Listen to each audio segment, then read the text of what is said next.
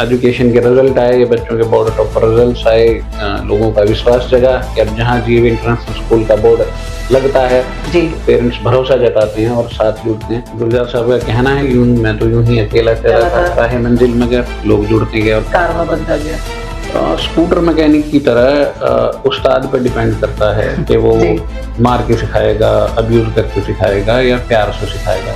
School की ही जो then है गीता एंग्लो वैदिक मेरी माता श्री के नाम पे है, गीता देवी के नाम पे। मेरी धर्म पत्नी है मनीषा कौशिक, जिन्होंने अपनी गवर्नमेंट जॉब छोड़ी एजुकेशन सेक्टर से, मैंने हीरो होंडा से जॉब छोड़ी और साथ कंधे से कंधा मिला के खड़े हुए। राज्यपाल जी भी कह गए, महाराज जी अक्षर ब्रांच से कहते हैं, स्वामी धर्मदेव जी महाराज इतनी सारी ब्रांच थी, पहले ये नजर में भी नहीं था कि इतनी सारी ब्रांच। मेरे हर प्रोग्राम में एमडी जरूर होता है। बहुत हद तक जरूरी है कि हम अपनी चीजों को पहचाने और हीन भावना की बजाय उसको गौरवान्वित करें। और हम तो सारी भाषाएं इसलिए सिखाते हैं, स्पेनिश भी सिखा रहे हैं, जर्मन भी सिखा रहे हैं और जीएवी इंटरनेशनल स्कूल डीएलएफ में तो हर दिन रोज, मतलब वीकली नहीं, रोज जापानीज भी सिखा रहा है। 30 बच्चों के साथ एक बच्चा फ्री पढ़ गया, मेरे को बूस्ट करता है कि शायद समानता का अधिकार है। शिक्षा लोगों को रोजगार मुहैया कराने का साधन बने, शिक्षा लोगों को काम धंधा सिखाने का साधन मिले और शिक्षा जो हम अपनी पंचलाइन के साथ चलते हैं कि पैशन से प्रोफेशन। नमस्कार, मैं हूं मनप्रीत और आप देख रहे हैं आपका अपना चैनल वायरल सच। और वायरल सच के खास कार्यक्रम हेलो गुरुग्राम में आपका बहुत बहुत स्वागत है। इस खास कार्यक्रम के माध्यम से गुरुग्राम की ऐसी शख्सियतों से आपकी मुलाकात कराते हैं, उनकी जानकारियां आपको बताते हैं, उनका अनुभव आपसे शेयर करते हैं, ताकि अगर आप भी कुछ बेहतर करने का सोच रहे हैं, गुरुग्राम में अपनी पहचान बनने का सोच रहे हैं, तो आपके लिए ये बहुत मोटिवेशनल होगा। तो ये लगातार इंटरव्यूज का सिलसिला जारी है और इसी कड़ी को आगे बढ़ाते हुए आप सबने बहुत नाम सुना होगा जीएवी इंटरनेशनल स्कूल का। जी हाँ, 18 ब्रांचेस ओपन है गुरुग्राम में, उसकी मात्र 3 से 4 साल के टेन्योर में ही। तो उनके जो चेयरमैन साहब हैं प्रदीप कौशिक जी, आज उनसे आपकी मुलाकात करवाते हैं, कुछ अनछुए पहलुओं से बात करेंगे उनसे और साथ ही साथ जानेंगे कि क्या मोटिवेशन लेकर चल रहे हैं, क्या सही में आज की डेट में एजुकेशन को बिजनेस माना जा रहा है या फिर गुरु शिष्य का रिश्ता बरकरार है। नमस्कार सर, बहुत बहुत स्वागत है आपका। सर वैसे तो सभी जानते हैं जीएवी इंटरनेशनल स्कूल को भी, 18 ब्रांचेस को भी, बट हम जानना चाहते हैं सबसे पहले प्रदीप कौशिक को, ये स्कूल की चेन शुरू करने से पहले प्रदीप कौशिक का क्या बैकग्राउंड था? प्रोफेशनल ग्रोथ की बात की जाए तो पहले तो स्कूलिंग नो डाउट गांव की है, सरकारी स्कूल की स्कूलिंग है। पापा रिटायर्ड हेडमास्टर थे गवर्नमेंट हाई स्कूल से, जहां भी हमने नया स्कूल भी खोला लोहारी में, वहीं से रिटायर हुए। उसके बाद सबकी 10वीं सबकी 12वीं, फिर मैं इंजीनियरिंग करने चला गया, फिर कुछ छोटी मोटी कंपनियों में काम करा और फाइनली 2000 में बड़ा ब्रेक मिला हीरो होंडा का। आज की डेट में हीरो होंडा हीरो मोटोकॉर्प के नाम से जानी जाती है, बट वो कंपनी मेरे ब्लड में है। अब ऐसा कोई दिन नहीं जाता जब मैं हीरो का जिक्र नहीं करता। तो मेरे ख्याल से एक इंजीनियर होने के नाते जो कंपनी ने सिखाया और उससे पहले जो माँ बाप की परवरिश रही, खासकर एजुकेशन सेक्टर की, वो क्लास पार्ट रही। तो धीरे धीरे मतलब मन में ये था कि यदि जो संस्कार मिले कि यदि हमें मौका मिला कुछ करने का तो समाज को उल्टा जरूर देंगे। तो सबसे पहले आप इसी के बारे में ही आपने सोचा कि मैं स्कूल की चेन ही स्टार्ट करूं? इनिशियली तो हमने पहले जब हीरो के टाइम से, हीरो में मैं जब था तो इवनिंग क्लासेस में जीएवी एकेडमी के नाम से कोचिंग सेंटर शुरू किया था जी। और जीएवी क्योंकि मेरी मदर के नाम पे है और जैसे डीएवी दैन एंड एंग्लो वैदिक है, तो मैं बड़ा इंस्पायर था दैन एंड एंग्लो वैदिक से। तो उसकी पूरी स्टडी करने के बाद बहुत अच्छे से नाम सेट हो गया गीता एंग्लो वैदिक। तो गीता नो डाउट नाम से ही इतनी बड़ी पुस्तक है, इतनी बड़ी मोटिवेशनल किताब है कि देश विदेश में मतलब लोग उसको प्रॉब्लम सॉल्विंग की तरह रखते हैं। और एंग्लो और वैदिक का कॉम्बिनेशन मतलब पश्चिम और अपना भारत का कॉम्बिनेशन है, ताकि वो बच्चों को अच्छे से जाए। तो ऐसे करके कोचिंग एकेडमी से फिर स्कूल्स और फिर कॉलेजेस लाइन शुरू हो गई। बट बहुत सारे लोगों के दिमाग में आता है कि अब जब हम बहुत सारे फील्ड की बात करते हैं, बिजनेसेस की बात करते हैं, तो एजुकेशन पहले बिजनेस में काउंट नहीं होती थी, आज उसको जो है बिजनेस में काउंट करने लग गए हैं बहुत लोग। तो क्या मानते हैं कि सही में बिजनेस ही है या नहीं, पुराना ही सिस्टम है अभी बरकरार? मेरे ख्याल से पिछले कुछ सालों में कोरोना के टाइम, पहले और बाद में, प्री कोरोना और पोस्ट कोरोना, ये चीजें हुई कि शिक्षा व्यापार बन गई कि क्योंकि ऑनलाइन क्लासेस के चलते भी फीस मांगी गई और ऐसे बहुत सारी चीजें। बट मेरे ख्याल से आदिकाल से मतलब मैं वृंदावन बहुत फ्रिक्वेंटली जाता हूँ, श्री कृष्ण भगवान को मानता हूँ और मैं क्या मानूं ना मानूं, भगवान तो हैं, श्री कृष्ण जी का वही अकेले ऐसे अवतार थे जिन्होंने कहा कि मैं भगवान हूँ। नहीं तो मर्यादा पुरुषोत्तम राम से लेके जितने हमारी जो पौराणिक कथाएं हैं उसमें कहीं कोई नहीं कह रहा कि मैं भगवान हूँ। तो आदिकाल से इसका मतलब हर तरीके की स्कूलिंग थी। इसका मतलब रामायण महाभारत में भी, जैसे महाभारत में कौरव और पांडव अलग पाठशालाओं में पढ़ रहे थे, फिर सैनिकों के बच्चे अलग पाठशाला में, सेनापतियों के अलग पाठशाला में, दास दासियों के अलग पाठशाला में, घुड़सवारों के अलग। इसका मतलब आदिकाल से स्कूलिंग भी स्तर के हिसाब से रही है कि आपका क्या आप ओधा मेंटेन करते हो समाज में, उस तरीके से। तो स्कूलों का जो वर्गीकरण है, आपके सवाल को टिपिकली मतलब जवाब देते हुए, कि सारे स्कूल व्यवसाय नहीं कर रहे जी। बहुत सारे बजट स्कूल की जहां तक बात करें तो उनकी तो उल्टा फीस पेंडिंग रहती है जी। तो व्यापार तो तब करेंगे जब फीस आएगी। तो बहुत बार आप लोग आप मीडिया के माध्यम से भी दिखाते हो तो स्कूल में बच्चा फीस के लिए खड़ा कर दिया था या नाम काट दिया था, ऐसी बहुत सारी चीजें। तो जो नो डाउट सो कॉल्ड बड़े स्कूल और फिर बजट स्कूल, उनके वर्गीकरण में अब जैसे आज आपने मेरे को यहाँ मौका दिया है बात करने का, तो नो डाउट जीएवी इंटरनेशनल स्कूलों के केस में शिक्षा व्यवसाय नहीं है। हम ये कोशिश करते हैं और एक सरकार का बाकायदा फॉर्मेट है यूडाइज का, उसके तहत सरकार इंफॉर्मेशन मांगती है, हरियाणा सरकार भी मांगती है, सेंट्रल गवर्नमेंट भी मांगती है कि आपके फीस स्ट्रक्चर क्या है, आप किस बच्चे से क्या चार्ज कर रहे हो। तो ऑन रिकॉर्ड 450 बच्चे तो फ्री पढ़ाने हैं। और उसके बाद जो जीएवी इंटरनेशनल स्कूल की यदि आप नेक्स्ट क्वेश्चन में सक्सेस पूछोगे तो एक सक्सेस आप लोग भी हो। मीडिया से किसी का फोन आ जाए, किसी राजनेता का फोन आ जाए, अभिनेता का फोन आ जाए, किसी अधिकारी का फोन आ जाए, तो मैं जनरली लोग कहते हैं कि इस बच्चे का देख लेना तो मैं उस बच्चे का स्तर देख के फिर उसको पूरा ही देख लेता हूँ। तो कई बार फिर वापस फोन आता है, कहता क्या फीस चार्ज करी, मैंने कहा 0। कहता क्या बात कर रहे हो, हाँ फ्री पढ़ा देंगे। तो ऐसा बहुत सारी चीजें कि 30 बच्चों के साथ एक बच्चा फ्री पढ़ गया, मेरे को बूस्ट करता है कि शायद समानता का अधिकार मिलेगा। जो हमारी पंच लाइन है, मैं अक्सर बोलता हूँ, मेरे आप पुराने इंटरव्यू देख लो, शिक्षा का उजियारा बगैर अमीरी गरीबी के भेदभाव के घर घर तक पहुंचना चाहिए। बट ऐसे ही बिहेव भी किया जाता है टीचर्स के द्वारा भी, ऐसा तो नहीं है कि उस बच्चे को आइडेंटिफाई किया जाता है भाई ये फीस नहीं पे कर रहा या कुछ भेदभाव ऐसा कुछ तो। हाँ, जो आपका पहला सवाल है उसमें इसका जवाब है, और उसमें ये सवाल था कि जब स्कूल व्यवसाय हो गए हैं तो जो स्कूलों का कॉर्पोरेट कल्चर भी आ गया।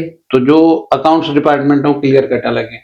तो ये टीचर को तो बिल्कुल नहीं पता होता कि इस बच्चे की कितनी फीस है। अच्छा। और ना ये बताया जाता है, मतलब पॉलिसी के तहत पे टीचर्स को कोई आइडिया नहीं कौन बच्चा कितनी फीस दे रहा है। अच्छा। नो डाउट फीस किसी कम या ज्यादा हो सकती है, डिस्काउंट जा सकते हैं। तो ये बिल्कुल भी पक्षपात होने का तो स्कोप तब आएगा जब टीचर को पता होगा। तो मेरे ख्याल से एक जेन्युइन सी ईमानदार सी कोशिश है कि शिक्षा व्यवसाय ना बने, शिक्षा लोगों को रोजगार मुहैया कराने का साधन बने, शिक्षा लोगों को काम धंधा सिखाने का साधन मिले, और शिक्षा जो हम अपनी पंचलाइन के साथ चलते हैं कि पैशन से प्रोफेशन, जो लगातार नई शिक्षा नीति में बात हो रही है, बहुत लोग एजुकेशन की जो पैटर्न है उसको क्रिटिसाइज करते हैं। तो मेरे ख्याल में जो मौजूदा केंद्र में सरकार है उसको भी सलाम है इस बात का कि फाइनली इतने सालों के बाद उन्होंने शिक्षा नीति पे काम करने की सोची, और इसके आमूल चूल परिवर्तन होंगे। बहुत सारी चीजें आने वाले दिनों में देखने को मिलेगी।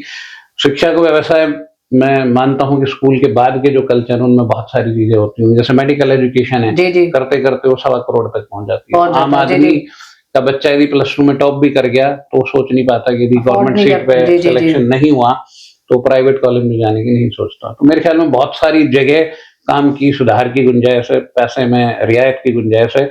बट हाँ, स्कूलों के वर्गीकरण भी उतने इंपॉर्टेंट है, हर कोई व्यवसाय नहीं कर रहा। मोटिव कैसे होते हैं, या फिर हम कहें कि आप जो एजुकेशन दे रहे हैं, स्टार्टअप जो करा है, आपके फादर साहब भी हेडमास्टर थे जैसे आपने बताया, तो क्या मोटिव लेकर चल रहे हैं? टेक्निकल एजुकेशन की ओर ज्यादा जा रहे हैं या इंटरनेट बेस पे रह रहे हैं, या सिर्फ एजुकेशन ही करवानी है, या करिकुलर एक्टिविटीज, क्या मोटिव क्या रहता है आपका? मेरे ख्याल से मैं अक्सर मंच पे भी कहता हूँ, अपने स्टाफ को भी कहता हूँ, अपने प्रिंसिपल और डायरेक्टर्स को भी कहता हूँ कि सब कुछ ठीक है बट पहले जिस चीज के पैसे लिए वो कर दो। मतलब अच्छा, पेरेंट ने भेजा है पढ़ने के लिए, पहले पढ़ा दो।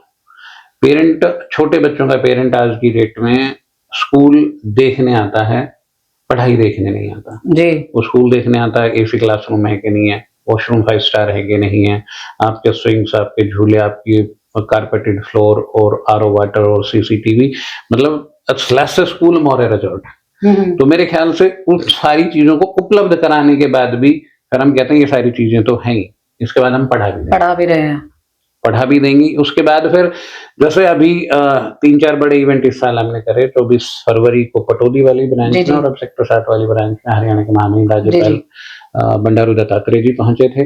तो मेरा एक जेन्युइन सा प्रयास ये है कि बच्चे को 5 साल की 6 साल की एज में जब वो तैयार है या जब वो 12वीं में 15-16 साल का हो रहा है, तो ये वो इतनी बड़ी सम्मानित हस्ती से मिलता है, एक मोटिवेशन का फैक्टर जनरेट होता है। गवर्नर साहब के साथ मेरे आराध्य गुरु भगवान स्वामी धर्मदेव जी महाराज पहुंचे थे। तो एक ऐसी शख्सियत जो अध्यात्म की दुनिया से लेके और जो खुद बता सकते हैं कि संस्कृत में भी एमए करके आप क्या कर सकते हो, तो वो सारी रूढ़िवादिताएं तोड़ते हुए एक जेन्युइन सी कोशिश कि बच्चा ओवरऑल डेवलपमेंट करे, अपनी चीज अपने आप से करनी सीख जाए। जो मैं अभी चर्चा भी कर रहा था प्री इंटरव्यू आपसे कि यदि किसी का पेरेंट कोई भी एक काम कर रहा है, जैसे कोई एक कारपेंटर है, यदि उसने अपनी दुकान खोली हुई है और अपनी मशीन लगाई हुई है, तो मेरे ख्याल से बच्चा 12वीं करके या ग्रेजुएशन करके अपने पेरेंट्स के धंधे में हाथ बटाता है।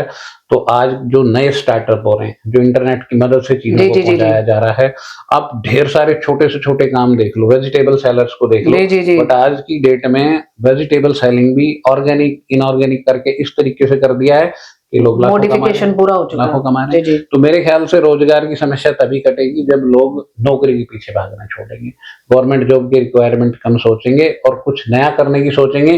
तो ये इनोवेशन जीएवी इंटरनेशनल स्कूल्स में तो हम डे 1 से कर रहे हैं। बट पेरेंट्स का आजकल ये बहुत ही ज्यादा एक माइंडसेट कह लो या फिर टाइम नहीं देने की एवज में खुद के ऊपर ही वो प्रेशर मानते हैं कि बच्चे के ऊपर स्टार्टअप से है 90%, 95% टॉप आना चाहिए। क्या कहेंगे आप इस बारे में, क्या ये चीजें सही है? बहुत बढ़िया क्वेश्चन पूछा आपने, आप नहीं पूछते तो भी मैं इस पर कहीं ना कहीं कवर करता। मेरे ख्याल से हम जीएवी इंटरनेशनल स्कूल्स में सारी ब्रांचेज में जितनी पीटीएम करते हैं, पेरेंट्स टीचर मीटिंग करते हैं, उससे ज्यादा हम पेरेंटिंग सेमिनार करते हैं। पेरेंटिंग सेमिनार खुद के अलावा जितने रिनाउंड चाइल्ड साइकोलॉजिस्ट हैं उनको बुला के करते हैं, जो बुक पब्लिशिंग हाउस हैं उनके थ्रू बहुत सारे मोटिवेशनल स्पीकर मिलते हैं। तो सो कॉल्ड बड़े नाम भी मैंने स्कूलों में बुलाए।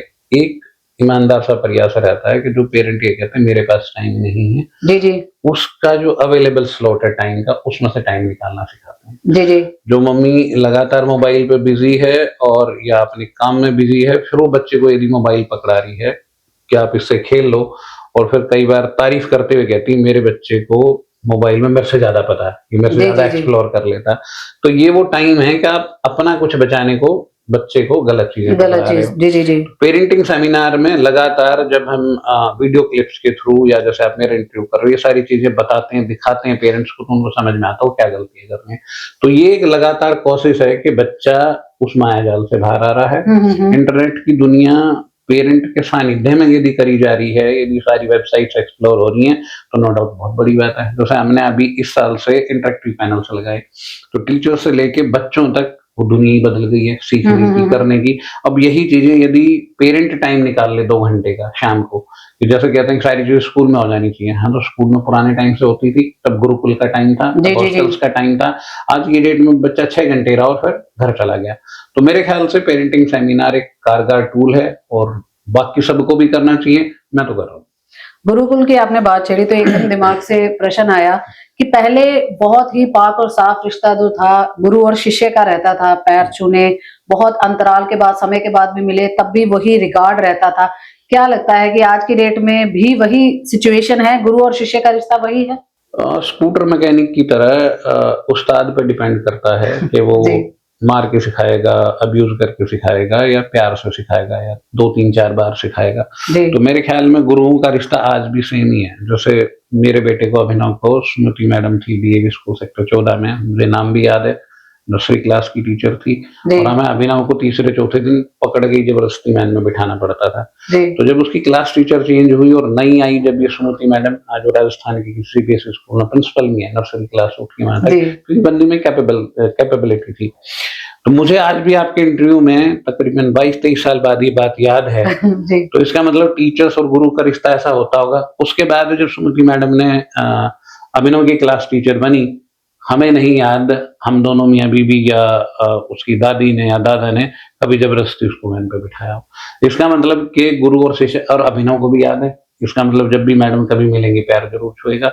ऐसे बहुत सारे टीचर्स जिन्होंने, जो मैं बात करता हूँ पैशन से प्रोफेशन की, बच्चे को यदि समझ के सिखाया है, तो ऐसे बहुत सारे पेरेंट्स भी आपको मिलेंगे जो ये कहेंगे कि जो एलकेजी में टीचर थी उसे ही मेरे बच्चे के साथ यूकेजी में प्रमोट कर दो, क्योंकि वो कंफर्टेबल इतना बच्चे को सिखा इतने अच्छे से रही है। तो बहुत हद तक बहुत सारे स्कूलों में जहां टीचिंग पे आज भी फोकस है, वहां गुरु और शिष्य का रिश्ता मेंटेन है। मुझे मेरी 3rd जनरेशन तक, ऊपर तक के जिनके बच्चे एनडीए सिलेक्शन हो गए, पटौदा के आसपास के ITI हो गए, मतलब जो बच्चों के दादा दादी हैं वो पैर छूने की कोशिश करते हैं। तो ये मन और आत्मा भर आती है कि बच्चे तो छोड़ो, ये बहुत हद तक जरूरी है कि यदि आपने किसी का भला करा है शिक्षा के माध्यम से, और यदि वो अपने जीवन में सक्सेसफुल हो गया, तो आपके पैर क्या हो तो सारी मन आपको याद रखिएगा। अभी आपने कहा कि जो मदर्स होती हैं वो फोन में लगी होती है, तो कहीं ना कहीं बच्चे को दे देती है ताकि बच्चा परेशान ना करे। तो क्या लगता है आज की डेट में और भी अपडेशन में बच्चे इंटरनेट में काफी इन्वॉल्व हो रहे हैं, साइट्स काफी ज्यादा आ गई हैं, तो क्या ये बेनिफिशियल है या कहीं ना कहीं इससे भी नुकसान पहुंच रहा है बच्चों को? कोरोना के बाद से ऑनलाइन क्लासेस का पैटर्न आया, जी, और ऑनलाइन क्लासेस के अपने फायदे नुकसान हैं। नो डाउट आज की डेट में आप डॉक्टर से भी कोई सर्जरी करा रहा हो कोई, और पेशेंट भर्ती हो मेडिसिटी जैसे बड़े हॉस्पिटल में भी, आप डॉक्टर के साथ थोड़ी सी डिबेट हो जाए, बहस हो जाए, तो डॉक्टर कहता गूगल कर लो, देख लो, यूट्यूब पे देख लो। तो इसका मतलब कि इंटरनेट के फायदे तो हैं। जब एक पढ़ा लिखा डॉक्टर जो लगातार सर्जरी कर रहा, वो कहता अच्छा गूगल पे सर्च कर लो। तो यदि जैसे टिकटॉक बंद करा गवर्नमेंट ऑफ इंडिया ने, चाइनीज एक साइट थी, इसी तरीके से यदि तो कुछ चीजें हैं तो परमानेंट बंद की जाए, या फिर पेरेंट्स की निगरानी में, या स्कूलों में तो हो ही रहा है, स्कूलों में मोबाइल फोन बैन है, बट स्मार्ट क्लासेस पे सारी चीजें चल रही हैं। तो बहुत हद तक internet, not sites, internet surfing के हिसाब से जो स्कूल रिकमेंडेड वेबसाइट्स हैं, यदि पेरेंट्स की निगरानी में होती हैं, तो इंटरनेट के सिर्फ फायदे ही फायदे हैं। तो नुकसान आप कहते हैं कि मतलब अगर पेरेंट्स उस चीज में इन्वॉल्व हैं और अच्छे से समझा रहे हैं तो बहुत सारे फायदे भी हैं उसके, अदर देन दैट नुकसान भी है। देखो, इम्पोज करने से यदि कोई चीज होती तो मैं कहता सुबह आज से कोई भी स्मोकिंग नहीं करेगा, बड़े वाले ही बल है। जो बड़ा नहीं मानता तो बच्चा कैसे मानेगा, और बच्चा मान जाए तो जो बड़ा बच्चा था वही तो उसे कुछ ना कुछ सिखाता है, अपने सीनियर से ही तो सीखता है। तो ऐसी बहुत सारी चीजें जब बच्चे में 9वीं से 12वीं क्लास में हार्मोनल चेंजेस होते हैं, तब वो सारी चीजें सीखते हैं, लर्न करते हैं। उस टाइम छोटे बच्चे को बचाना पॉसिबल नहीं है। बस में तो 5वीं क्लास का बच्चा भी बैठा है, 12वीं क्लास का बच्चा भी बैठा है। तो बहुत हद तक जो नेट सर्फिंग है वो पेरेंट्स के साथ होनी चाहिए। क्लास में यदि हो रही है तो क्लास में क्लास टीचर साथ हैं, तो बहुत हद तक पेरेंटिंग पे फोकस करना चाहिए। आपकी जो 18 ब्रांचेस हैं वो रूरल एरिया में भी हैं और अर्बन में भी हैं, बट काफी बार जो है जब पेरेंट्स अपने बच्चे को भेजते हैं तो दिमाग में यही चीज आती है कि एटमॉस्फेयर बहुत अच्छा मिले, जहां पर एटमॉस्फेयर रूरल गांव का मिल रहा है तो थोड़ा सा अपग्रेड भी मिले, हर व्यक्ति से बात करने का तरीका आए। तो उस चीज को कैसे मैनेज करके चलते हैं कि अगर रूरल एरिया में भी है आपका ब्रांचेस, तो किस तरीके से उसको मैनेज करते हैं कि एटमॉस्फेयर एक जैसा हो एटलीस्ट? जैसे जो कॉन्सेप्ट है हरियाणवी वर्जन का, तो कई बार हरियाणवीज को, खासकर जब हरियाणा बैठे हरियाणा की बात करें, परसों महाराज जी हरियाणा की बात कर रहे थे एनुअल फंक्शन में, तो हरियाणा में हरियाणा हरियाए, उसके बाद टिपिकल जो अपनी जाट लैंड है उनकी बोली को या राजस्थान की पुट की बोली को ऐसा हीन भावना से बना दिया गया कि हाँ ये आज मेरे साथ वो भाई रहता है एमडी देसी रॉकस्टार, आईपीएल के मैचेस में वीरेंद्र सहवाग के साथ कमेंट्री कर रहा है, गाने बज रहे हैं। हरियाणा की धरती पे मेरे ख्याल में मैक्सिमम जितने खान से सबकी शूटिंग हुई है, तो हरियाणवी गाने रोक कर रहे हैं, हरियाणवी सिंगर्स रोक कर रहे हैं। तो मेरे ख्याल से जब प्राइवेट स्कूल कल्चर में ही या सरकारी स्कूल कल्चर में जब बच्चों को हीन भावना से बाहर निकाला गया होगा, यदि मान लो आप हिसार सिरसा से लेके इस वाली साइड आते हो, गुड़गांव इस बेल्ट में, इसमें राजस्थानी पुट की बोली है, राजस्थान तो बहुत बढ़िया करता है, बूम करता है, पधारो हमारे देश।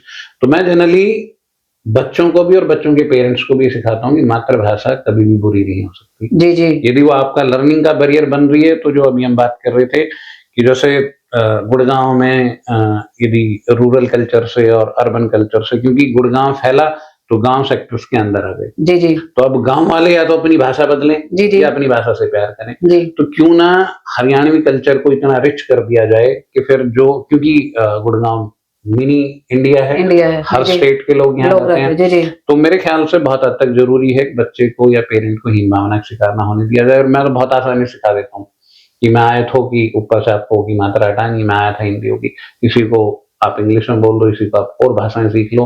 और हम तो सारी भाषाएं इसलिए सिखाते हैं, स्पेनिश भी सिखा रहे हैं, जी जी जर्मन भी सिखा रहे हैं, और जीएवी इंटरनेशनल स्कूल डीएलएफ में तो हर दिन रोज, मतलब वीकली नहीं, रोज जापानीज भी सिखा रहा है। तो वो एक कॉन्सेप्ट है, क्योंकि हरियाणा में और खासकर गुड़गांव में जापानीज कंपनी बहुत ज्यादा है, जी जी जनरेट होते हैं। तो मेरे ख्याल से भाषा बैरियर नहीं होनी चाहिए, भाषा लाइबिलिटी नहीं होनी चाहिए, भाषा तो एसेट होनी चाहिए।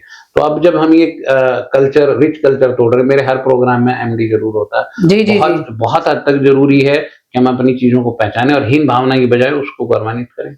एक पर्सनल क्वेश्चन पूछना चाहूंगी आपसे कि हर कामयाब मर्द के पीछे जी एक औरत का हाथ होता है, जी। तो आपसे भी वही जानना चाहूंगी कि पीछे बैकग्राउंड में क्या सपोर्ट है? मेरी कामयाबी में सबसे पहले तो कुछ नंबर्स हैं, जैसे स्कूल की ही जो देन है गीता एंग्लो वैदिक, जी, मेरी जी। माता श्री के नाम पे है, गीता जी। देवी के नाम पे। तो जो उन्होंने सिखाया तो कहीं ना कहीं इंस्पिरेशन रही। कई बार लोग मजाक करते हैं, कहता पापा ने कुछ नहीं सिखाया, तो हेडमास्टर थे। वो पापा ने बहुत कुछ सिखाया, बट नाम की यदि महिमा माने तो गीता पे है। जी जी तो पहली महिला के बाद दूसरी फिर मेरी धर्मपत्नी है मनीषा कौशिक, जिन्होंने अपनी गवर्नमेंट जॉब छोड़ी एजुकेशन सेक्टर से, मैंने हीरो होंडा से जॉब छोड़ी, अच्छा। और साथ कंधे से कंधा मिला के खड़े हुए। तो मेरे ख्याल से बहुत हद तक बहुत सारी स्टोरीज में जैसे कि हर कामयाब आदमी के पीछे औरत का हाथ है, मैं तो कह रहा हूँ पीछे भी और आगे भी। मेरे केस में तो जहां तक मेरी स्पोकन हरियाणवी थी, मेरी इंग्लिश कमजोर थी, बट शादी के बाद से जो मैंने उनसे इंग्लिश सीखी, जो उनसे हाव तौर तरीके जी, जी। सीखे, मेरे से पहले ड्राइविंग करनी आती थी, कार चलानी आती थी, मेरे से पहले पासपोर्ट बना हुआ था। तो नो डाउट ऐसी बहुत सारी चीजों में मतलब कामयाबी की डगर वहां से होके गुजरी। अब बात आ गई स्कूल्स में, प्राइवेट स्कूल कल्चर्स जी। में प्रिंसिपल और डायरेक्टर ऑफ फीमेल, जी जी तो दे आर नॉट वन। मैंने तो पिछली बार सेक्टर 37 स्कूल का एनुअल फंक्शन था, तब कहा था कि मैं आगे दौड़ पीछे छोड़ नहीं करूंगा। मेरा जी। सपना यदि 50 स्कूल खोलने का है, 100 स्कूल खोलने का है, तो पेरेंट ये नहीं कहेगा अब प्रदीप कौशिक यहाँ नहीं मिलता, मैं नहीं मिलता तो कोई ना कोई और एक कामयाबी की कहानी वाली औरत वहां बैठी होगी, एक पर्सनालिटी ऐसी जी बैठी जी होगी जो लगातार गुड़गांव को भी और बाकी शहरों को भी कुछ नया करके देगी। तो नो डाउट आज की डेट में जो हमारी पुरानी पौराणिक कथाएं, पुराने संस्कार हैं, यतर या नार्यस्तु पूजन पे रमन पे जी देवता, तो आप नारी का सम्मान करो। आप खुद एक फीमेल हैं, जहां इनकी पूजा होगी। आज ये इंटरव्यू यदि बूम करेगा तो उसमें 80% कंट्रीब्यूशन तो आपका रहेगा। आपने बहुत अच्छे सवाल पूछे, तो बहुत हद तक जरूरी है कि स्त्रियों का सम्मान हो, बदले में आपको कामयाबी तो अवश्य भाई वृंदावन वाले देंगे। क्या हॉबीज और क्या इंटरेस्ट है प्रदीप कौशिक के? एक थोड़ा सा पर्सनल सवाल भी पूछ लेते हैं कि किस और रुझान आपका ज्यादा है? प्योर मैकेनिकल इंजीनियर होने के बाद और फिर हीरो से रिलीविंग के बाद, अब जॉब छोड़ने के बाद जब स्कूल में आए, तो अब डीआर सैनी जी हैं, वो डीपीएस के प्रिंसिपल रहे, आजकल डीपीएस की मैनेजमेंट में है। तो पीछे हम कई साल पहले 1 जनवरी को माता वैष्णो देवी थे, तो उन्होंने पूछा प्रदीप कितने बच्चे हैं? उस टाइम एक ही स्कूल था पटोदा, मैंने कहा 15। वो बहुत देर से कहता मैं तो तेरे पूछ रहा हूँ। तो मैंने कहा जी मेरा तो एक ही बेटा है। तो आज की डेट में यदि कोई पूछता है कहता कितने बच्चे हैं, तो मुझे फिर ध्यान नहीं रहता। फिर आज जो है वो फिगर में 11,500 बच्चे हैं। तो फिर से ये चीजें बनती है, तो एक फील तो ये आती है कि सारे बच्चे मेरे हैं। जी जी जब सारे बच्चे आपके हैं तो जिम्मेवारी है। जी तो लोग कहते हैं कि जब आपके प्रयासों को सराहा जाए जी तो बेहतर करने की जिम्मेवारी और बढ़ जाती है। जी जी जी तो मुझे हमेशा से ये लगता है, जो मैं अभी पीछे गवर्नर साहब के आगे भी कह रहा था, महामहिम राज्यपाल जी के आगे भी, कि जो फाइनेंशियल मैनेजमेंट है एक तो न्यू एजुकेशन पॉलिसी में वो कवर हो जाए। बच्चे को मैं नहीं कहता मनी माइंडेड बनाना है, बट पैसे से प्यार करना तो सिखा दो कि इतना ही है कि कमाया जा सकता है। जी जी तो बहुत सारी चीजों में प्यार होता है। जैसे आपने हॉबीज की बात करी, कोई जिम जाता है, कोई क्रिकेट खेलता है, कोई पियानो सीखता है, कोई फुटबॉल खेलता जी है। जी तो मेरे ख्याल से उसको ये भी पता हो कि पैसा भी ऐसे ही प्यार करने से आ जाता है। जी जी जी फुटबॉल आ जाती है, क्रिकेट आ जाता है। एक तो वो इम्पोर्टेंट है। दूसरा, जो हमें 15, 20, 30 साल की एज में पता लगता, ओह, जैसे मारवाड़ी करते हैं कि 5 साल, 7 साल, 10 साल के बच्चे को फाइनेंशियल मैनेजमेंट घर से सिखाना घर से शुरू कर सिखा देते हैं। जी जी तो क्यों ना मारवाड़ी कॉन्सेप्ट स्कूलों में भी रहे कि 5 से 10 साल के बच्चे को क्यों रोजगार इतनी बड़ी समस्या होती जा रही है? क्योंकि 12वीं के बाद और फिर ग्रेजुएशन के बाद जी। अब खड़े हो, कोई प्रोफेशनल क्वालिफिकेशन जी। नहीं आई, सिर्फ एजुकेशनल क्वालिफिकेशन आई। तो मैं ये चाहता हूँ कि 5 साल का बच्चा ये चीजें सीखे कि मेरा आने वाला कल या मैं बना किस चीज के लिए हूँ। हॉबी से पता लग जाता है। आप 30 बच्चों की क्लास में आराम से स्कूल वाला होने के नाते, जी, जी। एक अच्छा टीचर होने के नाते निकाल सकते हो ये बच्चा क्या करेगा। उस पे काम करना शुरू कर दें। नो डाउट इसमें थोड़ा स्कूल वालों का जोर पड़ेगा, थोड़ी कस्टमाइज्ड जी, जी, क्लासेस जी। होंगी उनके हॉबी के हिसाब से, और फिर जो फूल खिलेंगे वो क्लास पार्ट होंगे। 2021 से ये जर्नी शुरू हुई आपकी 18 ब्रांचेस की, तो क्या मानते हैं अभी तक की क्या बेस्ट अचीवमेंट है जो हमेशा याद रहती है कि हाँ ये सोचा था ये हुआ? हाँ, नहीं, ये बिल्कुल नहीं सोचा था, ना कभी जो मैंने अभी बोला कि सपना है कि 50 स्कूल हों। हम राज्यपाल जी भी कह गए, महाराज जी अक्षर ब्रांच से कहते हैं, स्वामी धर्मदेव जी महाराज की इतनी सारी ब्रांचेज हों। पहले ये नज़र में भी नहीं था कि इतनी अच्छा। सारी ब्रांचेज होंगी। बट गुलजार साहब का कहना है, यूं मैं तो यूं ही अकेला चला था, राह मंजिल मगर लोग जुड़ते गए और कारवां बनता गया। तो लोगों का प्यार आया, एजुकेशन के रिजल्ट आए, ये बच्चों के बोर्ड टॉपर रिजल्ट्स आए, लोगों का विश्वास जगा कि अब जहां जीव इंटरनेशनल स्कूल का बोर्ड लगता है जी। तो पेरेंट्स भरोसा जताते हैं और साथ जुड़ते हैं। पर मेरे ख्याल से जर्नी में हमेशा ही मैं वो काम करता हूँ जो मुझे मजे देता है। तो मुझे अब जब तक एजुकेशन में समझ आ रहा है कि मैं कुछ ना कुछ तो नया, यदि पूरे जीवन में मनप्रीत जी यदि एक आदमी की भी आपने लाइफ बदल दी, एक बच्चे को भी सिखा दिया, तो जीवन सार्थक हो गया। स्कूल एक ऐसा प्लेटफॉर्म है, आप चाहो तो हर साल 10, 20, 30, 50, 100, 1000 बच्चों को कुछ ना कुछ नया सिखा सकते हो। पता नहीं कब किसको क्या क्लिक हो जाए और वो बहुत बढ़िया काम कर जी, जी। और आपके यहाँ से तो कुछ बच्चे निकले भी हैं, जानवी और कटलिया की अगर बात करें तो। बहुत जबरदस्त बच्चे। जानवी 12 साल की उम्र में 12वीं कर गई, हालांकि वो 10वीं तक तो नो डाउट उसके पेरेंट्स हैं ब्रजमोहन जी, वो पहले से ही करवा रहे थे। बट हमें सौभाग्य मिला जानवी को पढ़ाने का, कौटिल्य को पढ़ाने का, और एक बच्चा है ऋषि अभी सेक्टर 9 वाली ब्रांच में, और ऐसे ढेर सारे बच्चे मतलब जिनको लिस्ट लेके दिया जाए। मैं किसी दिन आपको, यदि आप स्कूल में भी वॉक थ्रू करोगे तो आप दिखाऊंगा और आप पूछोगे कि ये गुड़गांव के स्कूल में बच्चे पढ़ रहे हैं, ऐसे कमाल के बच्चे। जैसे डीएलएफ वाली ब्रांच में मैंने आपको बात करी, तकरीबन 30-40 लड़कियां यूं फराटेदार जापानीज बोल रही हैं। आपने नया कॉन्सेप्ट सुना होगा, मैं बता रहा हूँ आपको। तो किसी दिन आप पर्सनली खुद आके उनका इंटरव्यू करोगे तो एक ही नई चीज है।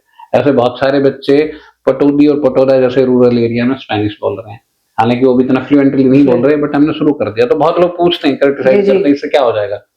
कॉन्फिडेंस मिलेगा, ये जज्बा आएगा कि मुझे ये चीज भी आती है, मुझे कैमरा चलाना था, मुझे फोन चलाना था, गाड़ी चलानी आती है। तो फाइनली क्या कॉन्फिडेंस बूस्ट करते हैं, और कॉन्फिडेंस बूस्ट करेगा तो हमारी तो पौराणिक कथाएं कहती हैं कि जामवंत जी ने हनुमान जी का कॉन्फिडेंस बूस्ट करा कि तू छोटा था जब पूरे सूरज को ही अपने मुंह में निकल गया था, पूरा याद दिलाया उनको, पूरी जब उनकी सोई हुई शक्तियां याद दिलाई तो 7 समुद्र पार पहुंच गए थे। तो मेरे ख्याल में बहुत जरूरी है कि टीचर्स के साथ साथ जामवंत बना जाए, बच्चे की सोई हुई शक्तियां आइडेंटिफाई करी जाए, वो बहुत कमाल की चीज है। तो बच्चों की शक्तियां आइडेंटिफाई करते कैसे, कैसे पता लगता है कि भाई बच्चे का किस चीज में इंटरेस्ट है? स्टार्टअप से ही लग जाते हैं इस चीज के ऊपर ध्यान देने में, या फिर धीरे धीरे पता लगता है? एक तो है एक्सपीरियंस मनप्रीत जी, दूसरा है जो मैंने अभी जिक्र करा था चाइल्ड साइकोलॉजिस्ट, जो बाल मनोचिकित्सक हैं, वो नो डाउट बच्चे की एबिलिटी पहचानते हैं। मेरे केस में मेरे दोस्त हैं डॉक्टर देवेंद्र बलारा जी, वो मेरे साथ जुड़े हैं, बहुत हद तक बच्चों की प्रॉब्लम में लगातार सॉर्ट आउट करते हैं और बच्चे को लगातार स्कैन करके फिर आगे बढ़ते हैं,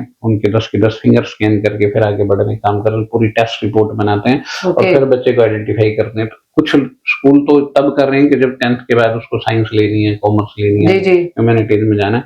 हम तो कह रहे हैं बहुत बाद की बात है, 5 साल की उम्र में वो हिंदी पढ़ना चाहता है, इंग्लिश पढ़ना चाहता है, आर्ट एंड क्राफ्ट करना चाहता है, म्यूजिक में जाना चाहता है, या कुछ और बड़ी चीजें करना चाहता है, उसको पहले दिन से पता लग जाता है। मैंने बहुत सारे बच्चे देखे होंगे, डिटेल में जाऊं तो, जो ऐसे ही कुछ कुछ लाइट का करते रहते हैं और बिजली ऑन कर देते हैं, बस नहीं बुलाना पड़ता है। लेकिन कई बार कहीं पानी लीक हो रहा होता है, एक बच्चे के तुरंत पाइप का ज्वाइंट करके ऐसा कर देता है। तो इसका मतलब इंजीनियरिंग कैपेबिलिटी समझ में आ रही है। यदि पेरेंट पढ़ा लिखा है या टीचर ठीक से ऑब्जर्व कर रहा है तो समझ आ रहा है कि बच्चे में एबिलिटीज हैं। इसी तरीके से जो आउटस्पोकन है, बहुत अच्छा ऑरेटर है, वो आपके फील्ड में आ सकता है, वो सवाल पूछ सकता है, जिसकी डिबेट डेक्लेमेशन बहुत अच्छी है, जो हर बात में बहस करता है, मुझे कहने की जरूरत नहीं, वो मीडिया के मंच पर बैठ सकता है। ऐसी बहुत सारी चीजों को आइडेंटिफाई करते हुए आगे चलने की जरूरत है।